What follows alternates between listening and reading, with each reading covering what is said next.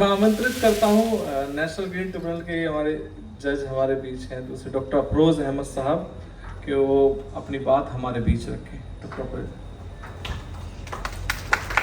इस समारोह में डायस पर विराजमान हमारे प्यारे भाई जस्टिस त्यागी साहब, आदरणीय मनु गौड़ साहब, और इस कार्यक्रम के सूत्रधार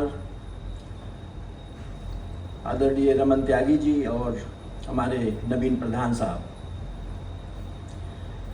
इस समारोह में जितने भी लोग उपस्थित हैं अपने बेशकीमती समय को निकाल कर यहाँ पर आए हैं, नदियों के ज़िंदगी के बारे में, नदियों को बचाने के बारे में हम उनका शुक्रिया अदा करते हैं।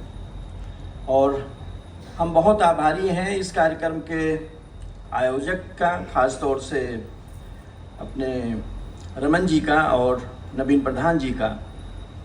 जब आपने मुझे किसी कार्यक्रम में आमंत्रित किया था, जनरली मैं और मेरे भाई जस्टिस त्यागी, हमारे अंदर कोई ऐसी बुबास या कोई ऐसी ठाट बाट नहीं है कि हम जज हैं या हम एक अलग, आपसे अलग हैं। हम दोनों एक सिक्के के दो पहलू हैं। तो जो भी कार्यक्रम इस तरह का होता है, कोशिश करते हैं, और ख़ास तौर से सौभाग्य उनके लिए भी है, हमारे लिए भी है, कि मैंने देश की जो भी सेवाएं की वो अलग राज्यों में ज़्यादा किया। मैंने गुजरात है, मध्य प्रदेश है, महाराष्ट्र है, राजस्थान है, बाड़मेर और जलोर में पानी पहुंचाने का काम, और बेहद खुशी हुई। और जब लोग हमारे यहाँ उत्तर प्रदेश से मिनिस्टर्स, ब्यूरोक्रेट्स, जजेज जब जाते थे, तो जब कभी मेरा नाम वहाँ उठता था तो वो बहुत खुश होते थे कि स्टैचू ऑफ यूनिटी और नर्मदा का पानी सौराष्ट्र और कच्छ में हमारे ही इलाके का कोई अधिकारी था जिसने मेहनत किया। हमने अकेले नहीं मेहनत किया, लेकिन मैं उसका सूत्रधार ज़रूर था। तो हम दोनों की ये इच्छा होती है। आपने भी पंजाब में, हरियाणा हाई कोर्ट में और हरियाणा की जुडिशियल सर्विस में सेवाएं दी, लेकिन ये भगवान का बहुत बड़ा और आप लोगों का बहुत बड़ा आशीर्वाद था कि हम दोनों को ये मौका मिला।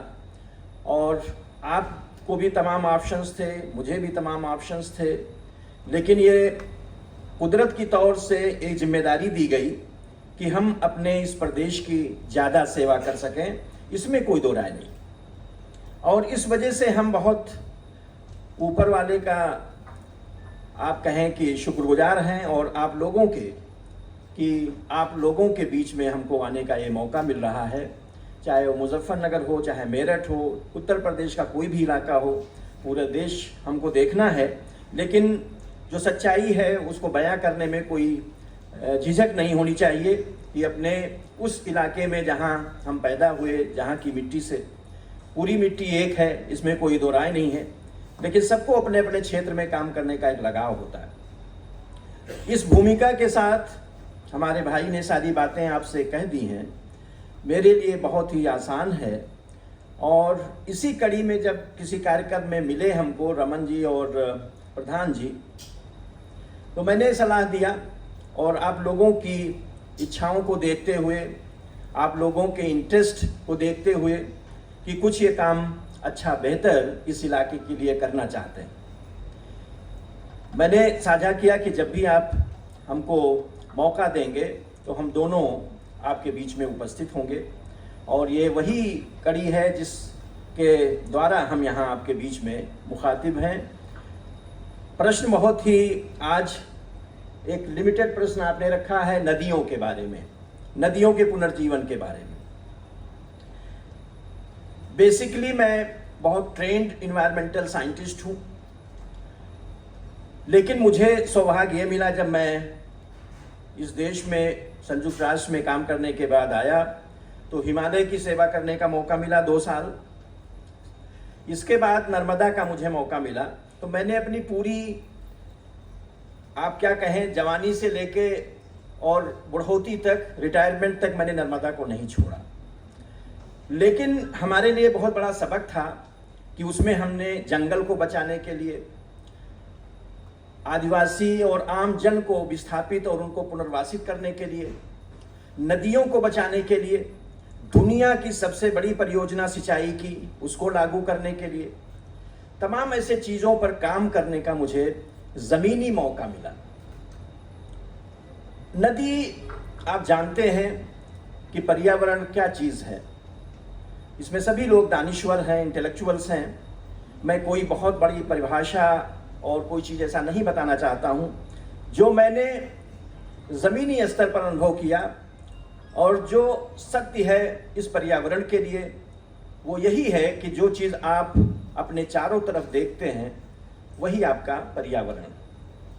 अब इस पर्यावरण में जो सबसे अहम चीज़ है वो पानी है। पानी अगर इंसान के पास ना हो, इस दुनिया में, इस पृथ्वी पर पानी अगर नहीं होता, तो शायद हम आप कोई भी जीव जंतु, वनस्पतियां नहीं होती इस पृथ्वी पर, असंभव था। तो जो रमन जी ने ये विषय चुना है नदियों को, और पानी में भी आप जानते हैं समंदर हो गया, झीलें हो गई, तालाब हो गए, भूजल हो गया और नदी हो गई। आपने नदी की नस पकड़ी है और आप जानते हैं कि नदी ही सबकी जड़ है। हाइड्रोलॉजिकल जो सिस्टम है इस दुनिया का, जो जलीय तंत्र है जो कुदरत ने बिछाया है, वो जलीय तंत्र ये है कि अगर आज माउंटेन नहीं होता, पहाड़ नहीं होता, जैसे हिमालय को आप देख रहे हैं, अरावली आपका सबसे ओल्डेस्ट माउंटेन है, इसके बाद सतपुड़ा है, विंध्याचल है, वेस्टर्न घाट है, ईस्टर्न घाट है, और हिमालय सबसे नौजवान पहाड़ है जिसकी उम्र 50 से 60 मिलियन है, और इन सब पहाड़ों की उम्र 1 बिलियन से लेकर 1.5 बिलियन तक है। इतने पुराने पहाड़ हैं। आप हिमालय में ग्रेनाइट आपको नहीं मिलेगा। ग्रेनाइट की उम्र ही 30 से 40 करोड़ है, जो पत्थर है कुदरत ने दिया है। तो कुदरत ने सारी चीज़ें बना के पहाड़ इसीलिए बनाए हर जगह पर, जिससे कि उसका जो आवाह हो, कैचमेंट हो, उससे नदियों का उत्पत्ति हो, जन्म हो। जिस तरह से इंसानों में औरत और मर्द की पैदाइश की कि ताकि ये जनरेशन चलता रहे, इसी तरह से कुदरत ने जो भी चीज़ें बनाई हैं सब में एक बड़ा भारी साइंस छिपा हुआ है। कि जो पर्वत बनाए, पहाड़ बनाए, वो इसीलिए बनाए कि उससे नदियाँ निकल सकें और दूर तक वो यात्रा कर सकें, और अपने आंचल में सारे पानी को समेट कर छोटे छोटे तालाबों को, पोखरों को, झीलों को भरते हुए और समंदर में जा सकें। और समंदर भी, अगर ये नदियां नहीं हो तो समंदर भी आपका एग्जिस्ट नहीं कर सकता। हर चीज़ का अपना महत्व है। मैं समंदर की बात नहीं करूंगा, लेकिन ये जरूर कहना चाहूँगा कि अगर समंदर नहीं होता तो हम भी नहीं होते। और आज ये वायुमंडल की जो हम बात करते हैं, 60% कार्बन जो हमारे इस वायुमंडल में है वो सिर्फ समंदर में है। समंदर में कहाँ है? छोटी छोटी जो वनस्पतियाँ हैं उसके अंदर संचित है। जो जीव जंतु जमीन आपके समंदर के सबसे तलहट में है उसमें भी कार्बन संचित है। तो अगर समंदर खत्म हो जाएगा तो ये दुनिया खत्म हो जाएगी, प्रलय हो जाएगा। इसके बाद सब और सिलसिला शुरू होता है, जमीन का सिलसिला शुरू होता है। जमीन पे जो वनस्पतियां हैं उसका सिलसिला शुरू होता है कि वनस्पतियां केवल हरियाली के लिए नहीं हैं, केवल ऑक्सीजन देने के लिए नहीं हैं, बल्कि ये सारे कार्बन को अपने अंदर, अपनी पत्तियों में, अपनी टहनियों में, अपनी जड़ों में, सब में समाहित करती हैं। और किसी भी समाज का आदमी हो, उसके जहरीले कार्बन को अपने अंदर संचित करके और आपको जीवनदायिनी ऑक्सीजन देती हैं। इसीलिए वनस्पतियां जरूरी हैं। ये बैकग्राउंड इसलिए जरूरी है कि नदी का अपना अकेला कोई रूप नहीं है। अगर जंगल को आप नष्ट कर देंगे तो हाइड्रोलॉजिकल सिस्टम आपका खत्म हो जाएगा और आपकी नदियां भी नष्ट हो जाएंगी। तो इसलिए जरूरी है कि ये वनस्पतियों के बारे में भी हम सोचें और टोटलिटी में हम सोचें। तो आज पर्यावरण, जैसा मैंने बताया कि जो हम आप परसीव करते हैं, देखते हैं चारों तरफ, चाहे वो जंगल हो, चाहे वो जमीन हो, चाहे वो पानी हो, पानी में चाहे समंदर का पानी हो, सतही पानी हो, नदियां हो, झीलें हो, तालाब हो, पोखरे हों, और इसके साथ साथ जो जीव जंतु है, चाहे वो वनस्पतियां हों, चाहे वो जीव जंतु हों, ये हमारा पर्यावरण है और उससे जो हमारा इंटरेक्शन है लिविंग ऑर्गेनिजम्स का, मानव का, वो एक टोटल इकोसिस्टम को निर्मित करता है। अगर किसी एक चीज में थोड़ी भी छेड़छाड़ होती है तो ये माहौलियात, ये पर्यावरण प्रभावित हो जाता है। अब हम अगर नदियों की बात करें, आप जानते हैं कि हमारे देश में 20 नदी बेसिन क्षेत्र हैं। नदियों को एक बेसिन के रूप में परिभाषित किया गया है। केवल गंगा, खाली अकेली गंगा जो निकलती है आपके हिमालय से और ट्रेवल करके बंगाल में जाकर खत्म हो जाती है सागर में, खाली अकेली गंगा नहीं, गंगा के साथ साथ जिस तरह से हमारी नसें हैं, जो मोटी नस हमारी है जो आपके दिल से खून को पंप करती है, उससे तमाम तरह की नसें जुड़ी हुई हैं। इसी तरह से भगवान ने, ईश्वर ने गंगा, जमुना, जो भी नदियां हैं उसके साथ साथ तमाम छोटे छोटे नदियों को जोड़ के ऐसा बनाया कि उनकी जिंदगी हमेशा के रहे। ग्लेशियर का पानी अकेले गंगा को जीवित नहीं कर सकता है, कुछ ही दूरी तक कर सकता है। और वो ग्लेशियर विंटर के ज़माने में, बरसात के नहीं बल्कि जाड़े के ज़माने में जब बर्फ जम जाती है तो ग्लेशियर नहीं पिघलते हैं, तो नदी में पानी नहीं होता है। लेकिन जो बारिश पैदा किया कुदरत ने, उस बारिश के पानी से जो स्प्रिंग्स बनते हैं, जो छोटी छोटी नदियां बनती हैं, वो गंगा को आगे जाके जीवनदायिनी देती हैं। इसीलिए और छोटी छोटी नदियों की जरूरत पड़ी ईश्वर को बनाने के लिए कि गंगा अकेले ग्लेशियर से पूरे इस जितने भी इलाके में जा रही है सबको लाभ नहीं पहुंचा सकती। कहने का मतलब यह है कि हमने अभी तक यही सोच रखा, national mission of clean Ganga सरकार ने बनाया, उन लोगों ने भी जब काम करना शुरू किया तो केवल गंगा तक ही वो सीमित थे, उसकी सहायक नदियों तक सीमित नहीं थे। अब जाके हमारी एनजीटी का बड़ा योगदान है इसमें कि उन्होंने जो भी गंगा की सहायक नदियां भी हैं उसको उसमें जोड़ने का काम किया कि गंगा को एक हॉलिस्टिक अप्रोच में करके सारी नदियों को जब तक हम पुनर्जीवित नहीं करेंगे, गंगा को हम पुनर्जीवित नहीं कर सकते। कहने का मतलब कि जो 20 नदी बेसिन क्षेत्र है, उस 20 नदी बेसिन का मतलब आप सभी समझते हैं, हाथ धुलते हैं आप, एक बेसिन होता है। इसी तरह से कुदरत ने पहाड़ों, पर्वतों और जो टोपोग्राफी बनाई है जमीन की, कहीं ऊंची नीची, तो जहां बारिश का पानी गिरता है और गिरने के बाद एक जगह से कहीं निकलता है, वो बेसिन कहलाता है। इसी तरह से गंगा का बेसिन कितना विशाल है। आप सोचिए कि कहां गंगा, इंदौर जो शहर है वो गंगा बेसिन में है, नर्मदा में नहीं है, क्योंकि उधर से आपकी विंध्याचल की पहाड़ियां हैं और उस पहाड़ियों की वजह से जो बारिश का पानी है वो उधर नर्मदा में चला जाता है। लेकिन चंबल नदी जो निकलती है इंदौर के पास से, वो चंबल नदी वहां दिखने में छोटा सा एक रिवुलेट है, जैसे लगता है कोई कुआं से थोड़ा पानी निकल रहा है। आगे चल के कितनी विशाल नदी वो बनती है, राजस्थान होते हुए और उत्तर प्रदेश में आके यमुना में मिलती है, और वो यमुना फिर गंगा का एक सहायक नदी बन जाती है। तो कहने का मतलब ये है कि ये पूरा जो क्षेत्र है गंगा का वो बहुत विशाल है, दर्जनों राज्य उसमें शामिल हैं, और इसी वजह से नदी बेसिन जो है तमाम तरह से 20 नदी बेसिन में बांटा गया है, चाहे वो गंगा हो, यमुना का हो, कृष्णा हो, गोदावरी हो, कावेरी हो, नर्मदा हो। तो इस तरह से के नदी बेसिन क्षेत्र को बांटा गया है। हमारी जो प्रोग्राम्स ब्यूरोक्रेटिक रहे अभी तक, या जो हमारी नीतियां रही हैं, वो आज तक अभी भी हम बेसिन के हिसाब से काम नहीं कर रहे हैं कि नदी बेसिन को एक यूनिट मानकर हम काम करें, ऐसा काम हम अभी नहीं कर रहे हैं। मैं आपको बताना चाहूँगा कि कॉन्स्टिट्यूशन ने पहले इतना विचार करके दिया था कि इंटर स्टेट वाटर डिस्प्यूट के अलावा भी जो ऑलरेडी रिवर बोर्ड एक्ट है, वो बोर्ड एक्ट 1956 का है, और वो बाद में आया, और आने के बाद ये कहा गया कि उसके द्वारा हर राज्यों में नदी बेसिन क्षेत्र विकसित किए जाएं। लेकिन बहुत कम राज्य में हुआ है कि रिवर बेसिन को यूनिट मानते हुए विकास किया गया। अब आप सोचिए कि 20 नदी बेसिन क्षेत्र में आधे दर्जन ऐसे नदी बेसिन क्षेत्र हैं। मैं दो चीजों पर बात करूंगा। एक तो पानी की उपलब्धता, क्वांटिटी वो बहुत प्रभावित हुई है।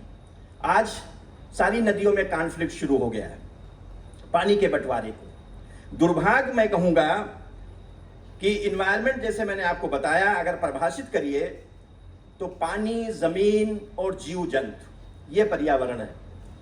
पानी को स्टेट का सब्जेक्ट माना गया है, पानी को स्टेट का सब्जेक्ट माना गया है। केवल इंटर स्टेट जो नदियां हैं, जो एक राज्य से कई राज्य में जाती हैं, उसमें भारत सरकार का हस्तक्षेप है। अब इसकी वजह से हो क्या रहा है कि इंटर स्टेट जो नदियां हैं उसके लिए तो चलो डिस्प्यूट एक्ट है, और उस डिस्प्यूट एक्ट के तहत उसका निराकरण होता है। लेकिन जो नदियां हैं, जैसा मेरे भाई ने बताया कि जो छोटी नदियां हैं जो राज्यों में ही सीमित हैं, उसको हमने मेहनत करके, मैं कहूँगा आप उसको बेईमानी कह लें या मेहनत कह लें, उसको हमने जाली पट्टे बना बना के और लोगों में बांट दिया है, और नदी को ऐसा बना दिया है कि वो किसी कत्ल से भी ज़्यादा है। कि अगर हम किसी को एक जीनोसाइड जैसे कहते हैं ना, कि हजारों को मार देना, ऐसे हमने नदियों को मारा है, हमने उसको खत्म कर दिया है। नाला ही नहीं, आज ये हालत है। अभी 2 दिन पहले हमने आदेश दिए हैं चीफ सेक्रेटरी मध्य प्रदेश के ऊपर, हमने 5 लाख का जुर्माना लगाया है। भोपाल में, भोपाल झील इतनी खूबसूरत है, आप सोचिए कि वही एक साधन है, उससे एक छोटी सी नदी पास में है, 5000 इंक्रोचमेंट है, अतिक्रमण है, 5000 के लगभग। मल्टी स्टोरेज बिल्डिंग बनी हुई हैं, करोड़ों के फ्लैट्स बने हुए हैं। हमने आदेश दिया है उसको गिराने का, और उनके अधिकारी आए और उनको हमने समझाइश करके अफिडेविट भी लिया है कि दिसंबर तक, क्योंकि वहां इलेक्शन है, तो हमको सब सारी चीजों को ध्यान में रखना होता है कि किसी को भी कोई हमारा ऐसा नहीं होता है। जज का काम निष्पक्ष होता है, और हम पूरी कोशिश करते हैं कि सब कुछ देखकर हम निर्णय दें कि किसी का कोई पक्ष विपक्ष नहीं रहे।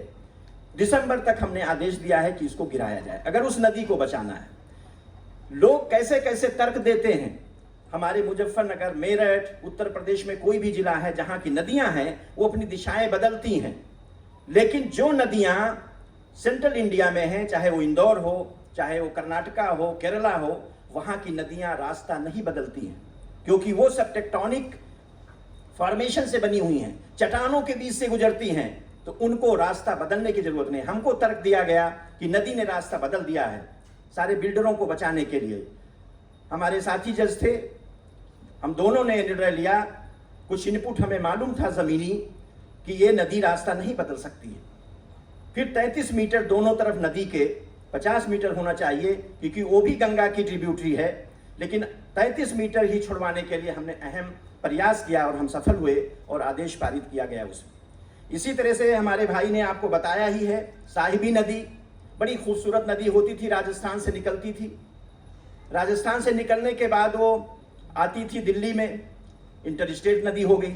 आज तक किसी ने उसको इंटरस्टेट नहीं, हम दोनों ने उसको इंटरस्टेट नदी का दर्जा दिलवाया आदेश में, और उनको रिजुविनेशन की बात की। इसी तरह से हम बलरामपुर के रहने वाले हैं, वहाँ पर एक सुआव नदी होती थी, बचपन में मैंने पढ़ाई किया था वहाँ पर, मुझे पता था कि लाखों की तादाद में उसमें चिड़िया आती थी माइग्रेटरी, लोग वहाँ देखने जाते थे, बड़ा पिकनिक स्पॉट था।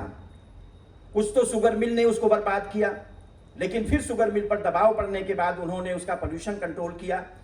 लेकिन उसके बाद वही हमारे रेवेन्यू अफसरों ने, खास तौर से पटवारी और सब लोगों ने मिलकर नदी के क्षेत्र को बैरन लैंड दिखाकर पट्टे बनाने शुरू कर दिए। नदी के बीचों बीच में स्कूल बन गए, नदी के किनारे किनारे बड़ी बड़ी इमारतें बन गई, बड़े बड़े रसूखदारों के। उस पर हम दोनों ने, हमारे भाई जस्टिस त्यागी साहब और हमने गजेटियर से निकालकर, अंग्रेजों के जमाने के गजेटियर से निकालकर, कि उसका नाम नदी था, और वो नदी का महत्व इतना है कि आज हम 1 लाख करोड़ रुपया खर्चा करें तो ऐसी नदी नहीं बना सकते। उसका क्या कारण था कि जो हिमालय के फुट हिल से पानी बारिश होता था, वो बारिश का पानी नदी में आता था। उससे पहले एक नदी थी, उसके बाद उससे जो पानी बचता था, उस नाले, जिसको नाला इन्होंने कहा, उस सुआव नदी से होते हुए करीब 120 किलोमीटर ट्रेवल करती थी, और कम से कम 200 झीलों को भरते हुए वो जाके राप्ती नदी में मिलती थी, गोरखपुर जो मुख्यमंत्री का अपना इलाका है, और उसके बाद वो जाके गंगा में मिलती थी। यानी गंगा की ऐसी नदी को हमने मर्डर कर दिया। लेकिन हमारे भाई और हमारा योगदान रहा कि हमने उसकी पूरी कोशिश की, और आज तक वो केस अभी भी है। हम कोशिश यही करेंगे कि सारे इंक्रोचमेंट उससे हट जाएं ताकि वो नदी हमारी जिंदा हो जाए, वरना हमारी कामयाबी अधूरी रहेगी। तो ऐसे ऐसे काम हम पूरी कोशिश करते हैं, क्योंकि ज़मीनी जानकारी बहुत महत्वपूर्ण है। जस्टिस त्यागी साहब को ज़मीनी सच्चाई बहुत ज़्यादा मालूम है। उसका मुख्य कारण है कि पर्यावरण पढ़ने से ही नहीं होता है किताब में, जब तक आप ज़मीनी काम ना करें। आज लोग हरा मिर्चा और लाल मिर्चा भी नहीं जानते हैं। मैं नाम भी नहीं लेना चाहूँगा, बड़े बड़े पॉलिटिशियन हैं, they are aspirant to become the prime minister of the country. ऐसे ऐसे लोग हैं। तो ज़मीन और खेती ये बहुत महत्वपूर्ण चीज़ है इंसान को अगर कोई काम करना है। मैं जब नर्मदा का काम करता था, मेरे साथ तमाम ऐसे कलेक्टर या डिस्ट्रिक्ट मजिस्ट्रेट थे जो चने के पौधे को कहते थे कि तुअर का पौधा था, अरहर जिसको बोलते हैं, कि इतना बड़ा पेड़ होता है। अब वो कलेक्टर हैं तो कैसे वो काम करेंगे जिले का, क्योंकि आईआईटी में पढ़े, कभी गांव देखा नहीं, गांव के समस्याओं को नहीं जानते हैं। तो ये हर सब्जेक्ट में है, चाहे वो जज हो, चाहे वो ब्यूरोक्रेट हो, चाहे वो एकेडमिशियन हो, कोई भी सब्जेक्ट हो, जब तक आप गांव से आप जानकारी नहीं रखते हैं गांव के बारे में, आप तरक्की नहीं कर सकते। कहने का मतलब कि 20 नदी बेसिन क्षेत्रों में आधे में लड़ाई पहले से शुरू हो चुकी है। करीब 6-7 ट्राइब्यूनल्स बन चुके हैं, जिसमें से एक नर्मदा ट्राइब्यूनल्स भी था। कृष्णा, कावेरी, अभी कुछ ट्राइब्यूनल चल रहे हैं, महादई है, चल रहा है, महानदी का पानी को लेकर बंटवारा है। महानदी में भी हम और दोनों ब्रदर साथ में थे, एक आदेश पारित किया है जिसमें मेडिकल कॉलेज बना दिया, नदी के बिल्कुल किनारे मेडिकल कॉलेज बना दिया। उसका मुख्य कारण यह है कि अब आज जो हमारी कॉमन प्रॉपर्टी रिसोर्स थी, हमारे गांव में जो पंचायत की जमीनें थी, लोगों ने पॉलिटिकल पॉपुलैरिटी के लिए उसको कम करके और दूसरे के नाम से करना शुरू कर दिया, to create the vote banks. That was a major environmental crime done by the people. और उसकी वजह से आज मैं जेएनयू की एक पीएचडी थीसिस एग्जामिन कर रहा था, आज से 15 साल पहले। उन्होंने उस पर कॉमन प्रॉपर्टी रिसोर्स पर काम किया था। मुझे ताज्जुब हुआ पढ़कर कि उस लड़के ने इतनी मेहनत की थी कि पूरे हरियाणा में कॉमन प्रॉपर्टी रिसोर्स मीन्स जो जमीनें हैं ग्राम समाज की या पंचायत की, वो सिर्फ कब्रिस्तान, शमशान भूमि और मंदिर, इन्हीं जगहों पर थोड़ी थोड़ी बची थी। सारी जमीनें कब्जा हो चुकी थी। ऐसे हालात में आप सोच सकते हैं कि लोगों ने किस तरह से ट्रांसफॉर्मेशन किया सारे लैंड राइट को, चाहे वो नदियों की जमीन हो, चाहे तालाबों की हो। अब नदियों को जो स्थिति है, मैं आपसे बताना चाहता हूं, मुझे देखने का मौका मिला है। जैसा रमन भाई ने कहा, यूफ्राट की बात की इन्होंने, टिग्रिस और यूफ्राट बहुत खूबसूरत नदियां हैं और इराक, टर्की, सीरिया के लिए जीवनदायिनी है, लाइफ लाइन। आज टर्की ने अपने टैंकर्स, अपने आर्मी को लगा रखा है उसके पानी को कि कोई दूसरा ना इस्तेमाल कर सके, खास तौर से इराक और सीरिया। एक बहुत ही एक्सप्लोसिव अलायंस दोनों के बीच में शुरू हुआ है। दोनों, तीनों मुस्लिम कंट्री हैं। आप देखिए, तो यहां कोई धर्म की बात नहीं है, जैसे मेरे ब्रदर कह रहे थे अभी मीटिंग से पहले हम लोग चर्चा कर रहे थे कि यहां रिसोर्स आज सबसे बड़ा धर्म हो चुका है, और इस रिसोर्स को पाने के लिए पानी, तीनों कंट्रीज में आपस में दुश्मनी हो चुकी है। वेस्ट बैंक की बात आप सोच लीजिए, मैंने खुद देखा है। वेस्ट बैंक जो पैलेस्टीन का हिस्सा है, इजराइल ने उस पर कब्जा कर रखा है। लोग ये समझते हैं, मीडिया भी समझता है कि आपस में जातीय कोई समस्या है, ऐसा नहीं है। वहां से जॉर्डन नदी निकलती है। इजराइल ने सेंसर लगा रखा है कि पानी दूसरी तरफ रिस कर जा ही ना सके। दूसरी बात, अनमैन्ड हेलीकॉप्टर उसकी निगरानी या ड्रोन उसकी निगरानी करते हैं पानी का, कि कोई कंस्ट्रक्शन ना हो जाए, कोई पानी रोक ना ले। तो गोलान हाइट को कब्जे में रखने का मुख्य कारण है कि लेबनान और जॉर्डन और पैलेस्टीन को हम अपना पानी शेयर नहीं करेंगे, पानी पर कब्जा हमारा रहेगा। ये इजराइल का है। अराल सी को आप देखिए, रसिया में पूरा सूख चुका है, समंदर था। दुनिया की सबसे बड़ी झील ओनेगा झील है रशिया में, वो सूखने के कगार पर है। बोट्स, कुछ पिक्चर्स भी, अब तो मीडिया बहुत आगे है, तो हालात पूरी दुनिया के इसी तरह से खराब हो चुके हैं। चाइना में भी आप देखिए, चाइना का जो येलो रिवर बेसिन है, वहां भी सारी समस्याएं हो चुकी हैं। थाईलैंड आज के आस पड़ोस का मुल्क है, वहां पर हो चुका है। पाकिस्तान में इंडस नदी के पानी को लेकर सिंध और पंजाब में आपस में कॉन्फ्लिक्ट शुरू हो चुका है। हमारे देश में अंतर्राष्ट्रीय नदियों में जो नदियां नेपाल की हैं उससे हमारा एग्रीमेंट है, कॉन्फ्लिक्ट भी है, बांग्लादेश से हमारा है, पाकिस्तान से हमारा है। लेकिन जो नदियां हमारे देश में ही हैं, आप जानते हैं पूरी नदी बेसिन क्षेत्र में लगभग 26 लाख स्क्वायर किलोमीटर नदी बेसिन क्षेत्र है। 26 लाख, खाली नर्मदा ही 1 लाख स्क्वायर किलोमीटर नदी बेसिन क्षेत्र है। गंगा बहुत बड़ा है। ताज्जुब यह है इस देश में कि भगवान ने इस तरह से इसको बनाया है कि आप लोग बहुत लकी हैं। गंगा, ब्रह्मपुत्रा और मेघना सिस्टम कहते हैं नदियों को, 3 बड़ी नदियां हैं। 60% पानी इसी नदियों में है और इन्हीं इलाकों में ग्राउंड वाटर भी 60% है। आप थोड़ा सा आगे चले जाएं दक्कन की नदियों में, 2 नदियां खास तौर से नर्मदा और तापी, ये दोनों नदियों में भी जो पानी है वो 11% पानी है। तो कुल मिला के 71% पानी, आप भोपाल तक ही चले जाइए नक्शे में अगर, तो 71% पानी इसी क्षेत्र में है।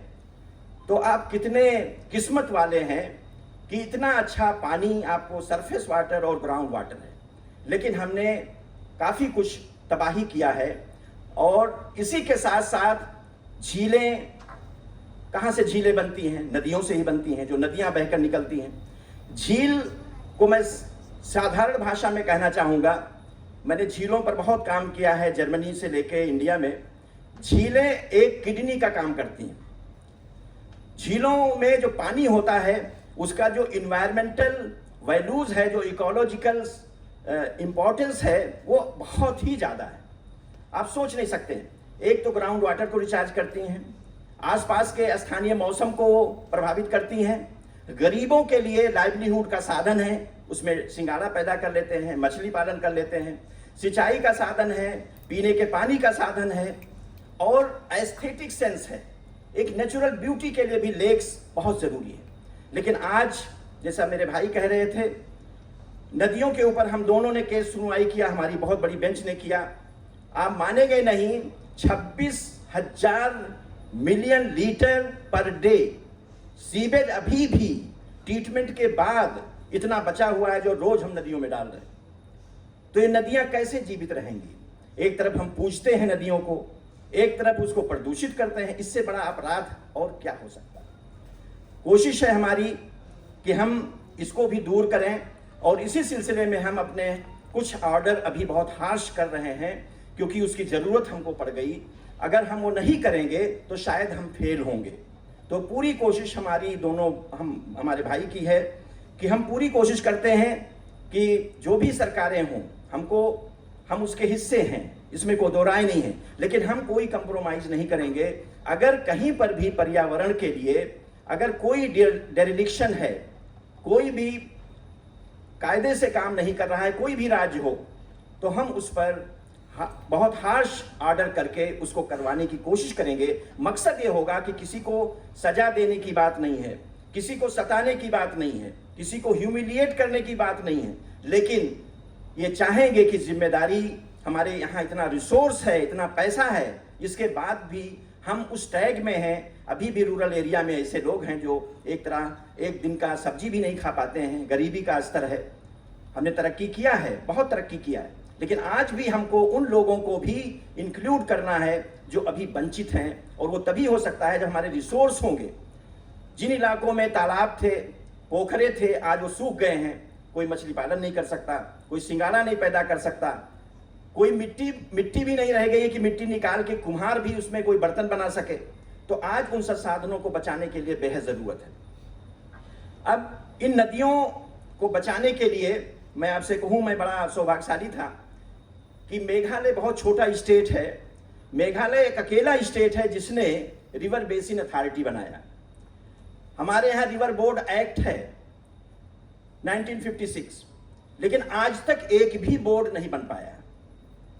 नेशनल वाटर काउंसिल है, उसकी चेयरमैनशिप माननीय प्रधानमंत्री को दिया हुआ है, लेकिन आज तक हमने कोई ना बोर्ड बना पाया। कुछ एडहॉक एग्रीमेंट राज्यों के बीच में है, चाहे वो राजघाट का हो, चाहे बेतवा बोर्ड हो, पानी को लेकर, बेतवा के पानी को लेकर।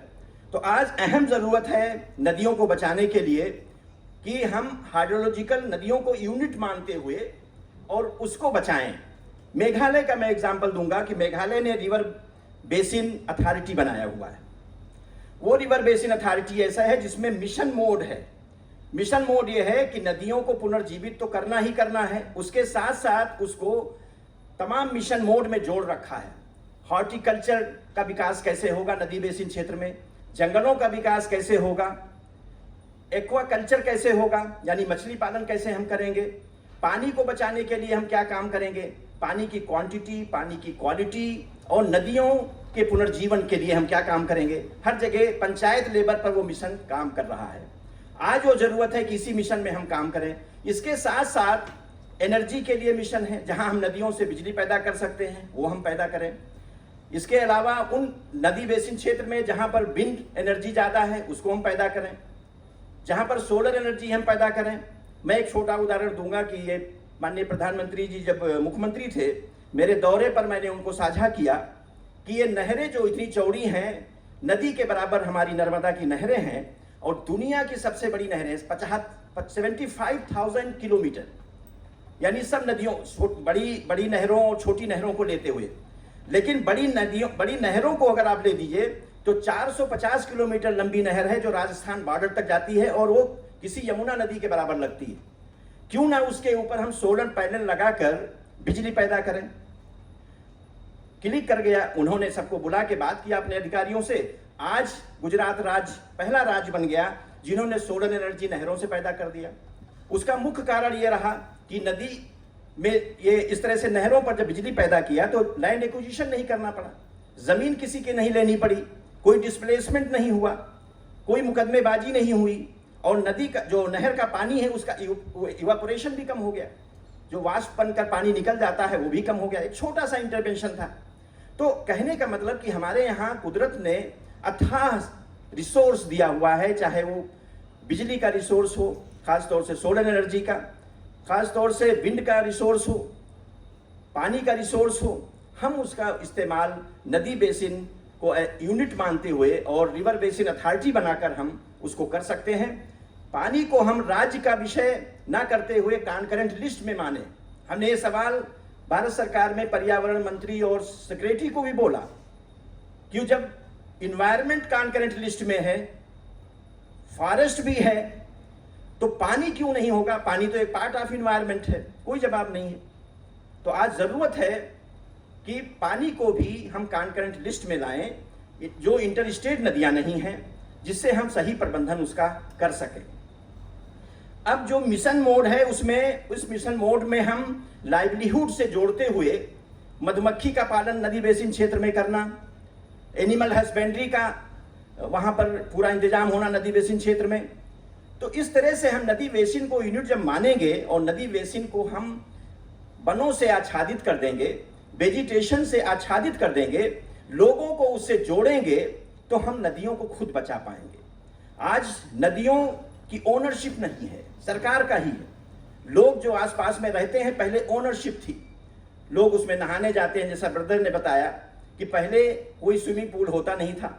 बड़े बड़े घर के बच्चे, चाहे वो अमीर हों चाहे गरीब हों, ये डिटर्जेंट भी नहीं होते थे जो महकने वाले आ रहे हैं, लोग मिट्टी लगा के नदी में कूद पड़ते थे, नहा के निकल आते थे, पानी भी पी लेते थे।